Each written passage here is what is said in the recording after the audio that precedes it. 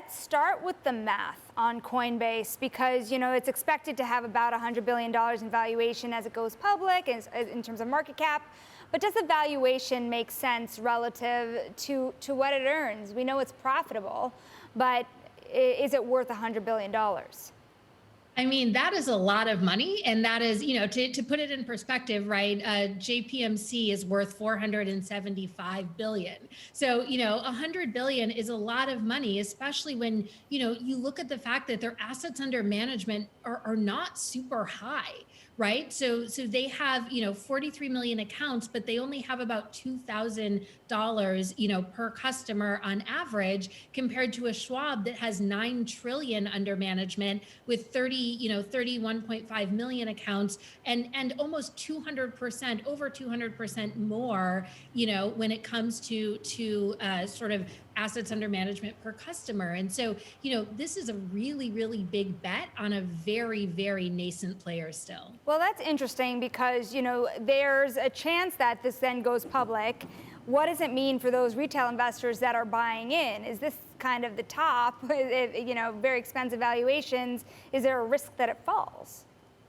I mean, there's always a risk that it falls, but the interesting thing about Coinbase is they make money when you buy or when you sell. So as long as you believe there's going to be volatility in crypto, and pretty much as long as crypto has been around, you can count on the volatility, Coinbase can still make money. I think the bigger question long term is when there are dips, are they losing customers? Are people selling and getting out of crypto? Or is there a constant feed of new people who are interested in getting exposure, AKA new customers, to drive more buys and sells? Sarah, we thank you for joining us on this occasion. And for complete transparency here, my husband is a senior manager at Coinbase, so I know a bit about the business from behind the scenes to a certain extent, but I'm interested in your perspective on, you talk about comps.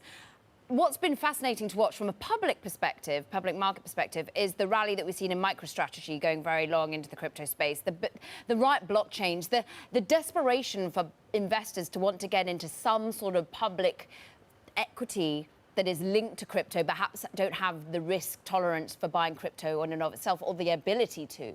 How do you think it'll affect those sorts of companies? And is it the institutional buyer that you're expected to come in here? I think that we're going to see a lot of retail investors come in here. This has sort of been, the past kind of 6 months have been the dawn of this sort of hyper online kind of millennial Gen Z retail investor. We saw that with GameStop. I think we've seen that with Robinhood. And I think we'll see some of that here, right? We see that with Tesla. A lot of what's driving up Tesla's market share is just the sheer belief in Elon Musk. And a lot of that comes from his Twitter followers, right? So, there's certainly going to be an element of that. But institutional investors were slow to come into crypto. And now it seems like every day there's a major headline about another huge institution that's trying to figure out its crypto exposure. We have ETFs that are on the market in the Canadian Stock Exchange. We've seen repeatedly companies like Gemini, a Coinbase competitor, try to bring forth ETFs in the US. And I think that realistically, we have to assume that in the next 12 to 24 months, we will see a US-based crypto ETF. But in the meantime, Coinbase really is your opportunity to get the public market exposure to this, to cryptocurrency. And maybe then thick and fast, we might see the likes of Gemini and other companies come rushing to the public market once it's been opened with Coinbase. Sarah, your perspective on, therefore, the competition, because there is Binance out there, there is Gemini. How much of a moat does Coinbase have? Coinbase has a lot of accounts and they have a lot of retail investors. They have not leaned in nearly as much on institutional investors, which is where other players like Gemini have sort of leaned in more from the beginning. But the reality is, at scale, there's a real question here of, is Coinbase just a crypto exchange, or is it maybe sort of a Trojan horse of one of the biggest neobanks, right, that we have yet to see? Chime in early 2020, Chime, the neobank that recently raised money at a $14.5 billion valuation, they had 8 million customers. So Coinbase is much bigger already. They're offering things, like savings and earning interest on your savings, even though it's not FDIC insured. They're offering, some credit and debit instruments. So what could end up happening is it could be that Coinbase really becomes the neobank for a slightly younger generation of retail investors, and crypto becomes a service they offer, not the service. Thinking about the future of Coinbase, not just, where it can expand in terms of different products, in terms of more banking services, what is the likelihood, especially given the regulatory environment right now, that it gets taken out? And who could take out Coinbase? I mean, almost no one can afford Coinbase, right? I don't have an extra 100 billion in my pocket.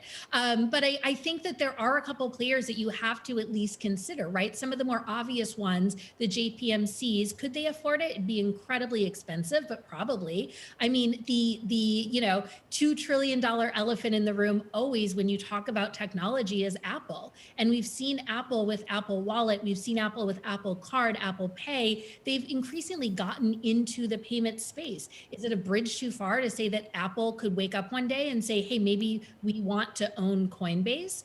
I don't know. I think really in this moment, all options are on the table, and they're one of the very few globally that could certainly afford it.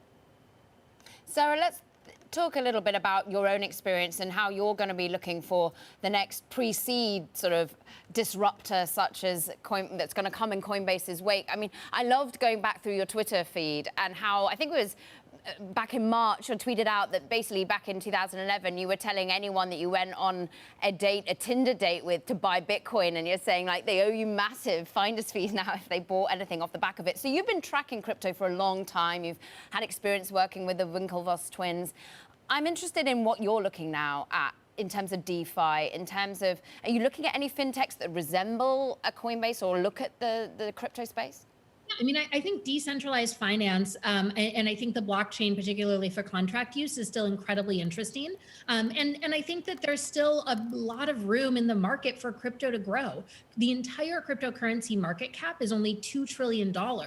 And that means it's slightly less valuable than Apple. Half of that market cap is solely Bitcoin. And so there's certainly room for stable coins. We're seeing right now the rise of NFTs and Ethereum, the underlying, sort of technology behind those. And I don't think that those markets go away. I don't think that, the collectors markets, which is largely the use case of NFTs right now, non-fungible tokens, in things like art, in things like selling your tweets, right? I don't think that goes away overnight. I think that, crypto has for a long time been a protocol in search of a use case. And up till now, the use case and kind of day trading, but I think we're really at the dawn of a more broad set of applications.